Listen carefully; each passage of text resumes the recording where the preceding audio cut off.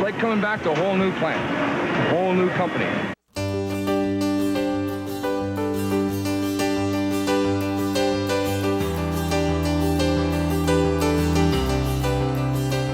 The American car company, reborn in the early 1980s, surprised the world.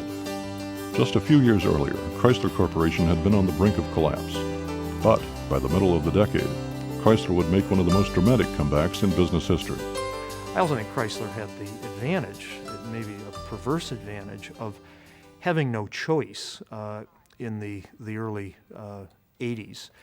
It really had to change drastically or simply not survive.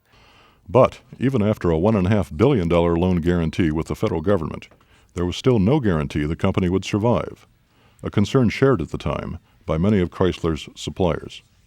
We got through that period by basically talking to people, talking every day to those people that had a concern with us, and personally relating to them that we were behind this, we felt comfortable about the company, and that we were going to give it a try, and that we were going to do something not only good for the supplier purchasing relationship, but good for the industry as well. While the loan guarantee gave the company a chance to restructure, it still needed to produce a new car that would be an instant hit. In 1981, that car appeared, in compact form, with front-wheel drive.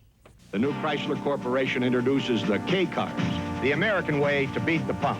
The K-Car was really a breakthrough for its time. It was perceived as a good investment in a way because it was good value, you could buy this, it was going to be around tomorrow, it was a new generation. So that was significant, and it hit a sweet spot in the market, or it hit a spot in the market where there was a need. In just 2 years, Chrysler's K-Cars, the Dodge Aries and the Plymouth Reliant, captured a stunning 39% of the domestic compact market. Many called the K-Car the vehicle that saved Chrysler, but it was to be followed by another vehicle that would bring even greater prosperity to the corporation and radically change the image of what Americans called the family car. Iacocca had tried to convince Henry Ford II to produce minivans at Ford. Henry Ford II vetoed the notion. He thought the minivan was too risky, it would not sell. The new Plymouth Voyager and Dodge Caravan minivans were an immediate hit, and they gave Chrysler a dominating lead in a new product segment that expanded faster than anyone could have predicted. I don't think they knew what the minivan was going to become. It's bought as a lifestyle vehicle. People say, oh, I need one of these things. I don't want these huge rear-wheel drive vans. I can't put them in my garage. My wife doesn't like to drive them. And so it's bought as a lifestyle because they need a box on wheels. And then, after they have one, then it becomes a lifetime vehicle because it's like, well, we've got to have a minivan. But one smash product alone couldn't sustain Chrysler through the next economic downturn.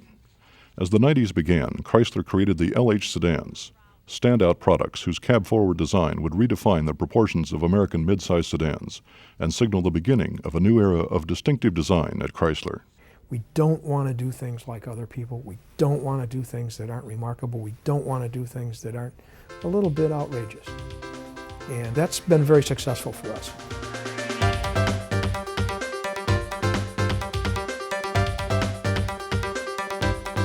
That new attitude has been reflected in bold new products like the Dodge Viper, the Jeep Grand Cherokee, the Dodge Ram pickup, the NS minivans, and the one-of-a-kind Plymouth Prowler. Chrysler's remarkable comeback has sparked a renaissance of design and engineering excellence.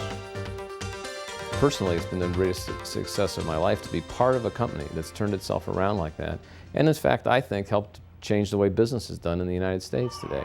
And for all Chrysler employees, the 90s may be remembered as a time when the American automobile industry not only celebrated its 100th birthday, but again seemed to have a future as bright as its colorful past. As I say to my colleagues in the design office, enjoy these times, savor them, because these are the good old days. This is an era you're going to look back on and say, what a great time it was to be in the car business and to be working for Chrysler Corporation.